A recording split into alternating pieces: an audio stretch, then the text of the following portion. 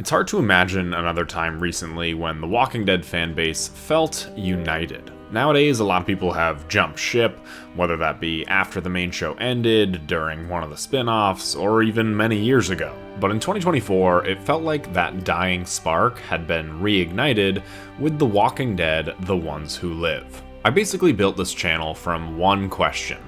Where is Rick Grimes? Don't care. Where's Rick? A lot of my videos were discussing this topic, perhaps a bit too many videos, but there was this huge mystery behind where this helicopter had taken Rick to. Over the years, we learned more about the CRM, Jadis's involvement and promotion because she delivered something highly valuable to the organization, but actually seeing Rick again came in the finale of the show, which was more or less just a teaser for The Ones Who Live. But the show had a very tall order to fill.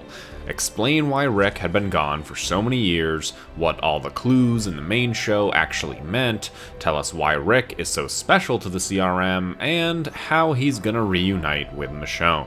I personally didn't think they were gonna accomplish these things to a satisfying degree across all 6 episodes, yet somehow they did it all in just the first episode, titled Years.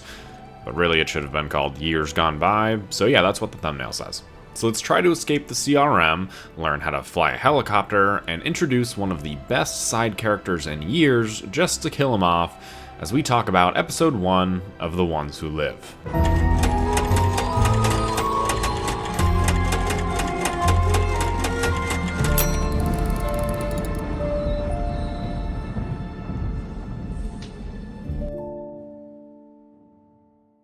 So I remember being absolutely blown away by this episode.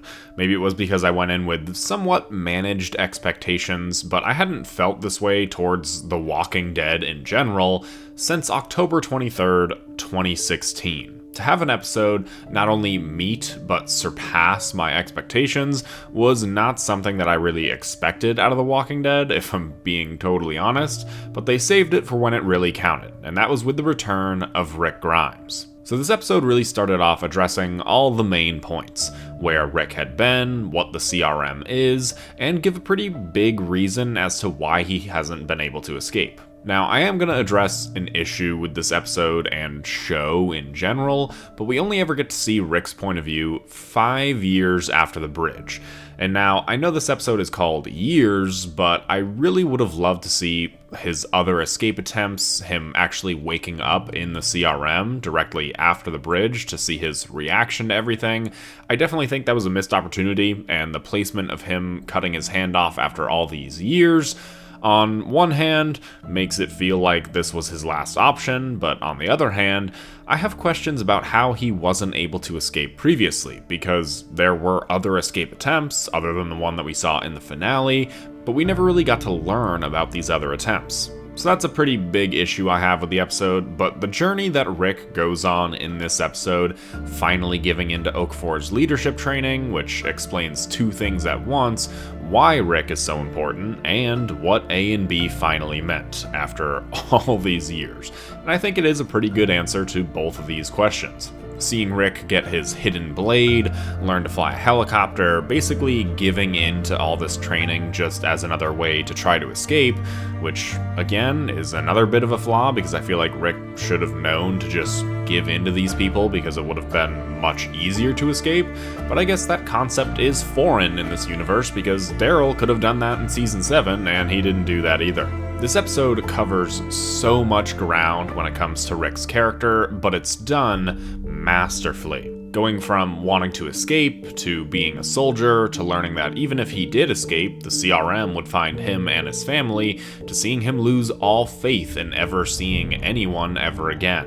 And that last one is, I think, the most impressive, because before going into the show, I said that if Rick had just given up, then I'm just going to be checked out of the show because there is nothing in the world that would keep Rick away from his family, but somehow this single episode managed to make that storyline feel authentic and believable, and it's what brings a real tragic tone to this episode in general. Rick has lost everything about who he was, that he feels dead now, and he's made his peace with that. Rick is The Walking Dead. And to have such a low point and end the episode off with him and Michonne finally seeing each other again makes you question if that side of Rick is actually dead or not. It's a great cliffhanger, it's a great end to the first episode, a surprising end to the first episode. I didn't think him and Michonne would reunite until at least like episode 3, but this episode covered much more ground than I expected it to. So next up, let's talk about Okafor.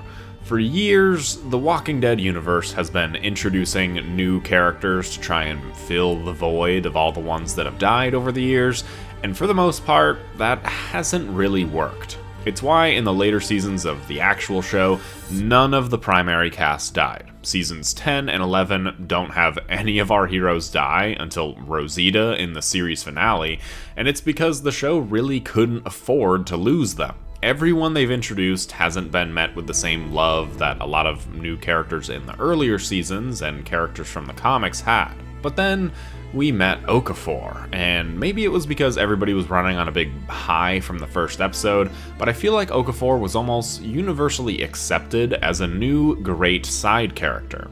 Throughout the first episode, we learn that Okafor is essentially the guy responsible for the Walking Dead universe as a whole and the way it is. Bombing Atlanta, LA, and not Philadelphia, which allowed the CRM to rise up.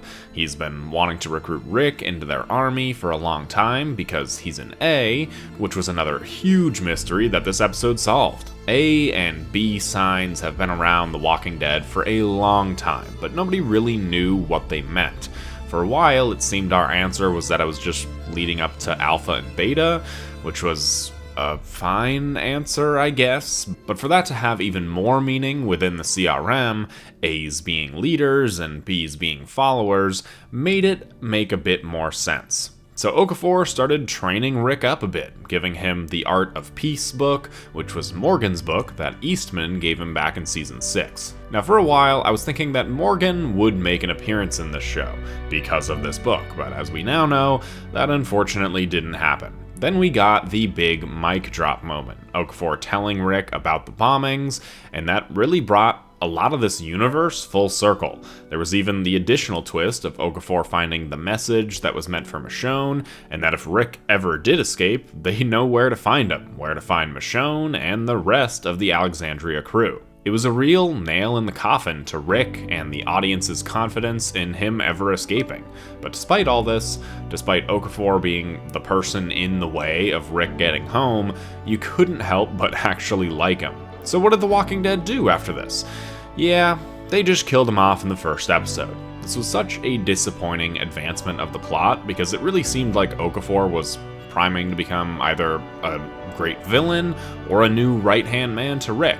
And if he had survived this episode, I think the entire rest of the season would have played out very differently. But I think what ultimately worked out so well with this episode was that this was clearly planned, replanned, written, rewritten, probably 100 different times. Because if you remember, The Ones Who Live wasn't originally a TV series. It was gonna be a trilogy of movies. So I think that everything that happened in this episode was probably just going to be what movie 1 of the trilogy was. Like I said, this episode covers a lot of ground, and I feel like if this had been a movie, we would have gotten to see some of those other things that I mentioned, like the other escape attempts, Rick waking up in the CRM hospital, but for timing reasons, those were cut out of the script, and we got what this first episode ultimately ended up being. And then the rest of the show, at least to me, didn't feel as planned out, or at the very least the last 2 or 3 episodes didn't feel as concrete as the rest of the season. Rick and Michonne's episodes, their reunion, their time in the CRM, all feels pretty great, but then by episodes 5 and 6, it just kind of seemed like these were the broad strokes of what the third movie was going to be in the trilogy, but they never got around to really writing it until The Ones Who Live was solidified as a show. And I know some of you might disagree with that. Maybe The Ones Who Live was everything that you wanted it to be and more. But as time has passed, I think my sentiment has become a bit more common, that The Ones Who Live started out incredibly strong, but eventually kind of fizzled out at the end. What was supposed to be the grand finale of Rick and Michonne's story kind of ended on a bit of a flat note. And with these other spin-offs coming to an end in their 4th season with Daryl Dixon in Dead City, and Gimple teasing that there's going to be one big show to culminate everything, does this mean that Rick and Michonne will be coming back again? Does this mean that we're going to get that same feeling that Years gave us? Or will it just be more of the same? I know that everyone is kind of a bit sick of all these spin-off shows now, and I'm definitely there as well, but I also think it's worth noting that sequel shows can be good. Granted, what I'm talking about here is only 5 episodes into the season, but Dexter Resurrection, ironically outside of the first episode, has been some of the best Dexter I've ever seen. And Resurrection is the 3rd spin-off show, the 2nd sequel show, and it's still going incredibly strong. Granted, Dexter is a much simpler show than The Walking Dead is, but my point is, a really, really great sequel show is not impossible for The Walking Dead to achieve. Whether it's done it already or not, it can still happen, and hopefully the band will be back together and we'll get one supreme season of The Walking Dead that has made this journey thus far worth it for everyone involved. What are your thoughts on how The Ones Who Live has aged? What was your favorite episode of that show? What are your expectations for any future shows or spin-offs? Let me know in the comments below. If you enjoyed the video and want to see more stuff like this, make sure to like the video and subscribe for more like this. If you like The Walking Dead, there's plenty of stuff on this channel for you. Special thanks to all my channel members, and I'll see you all in the next one.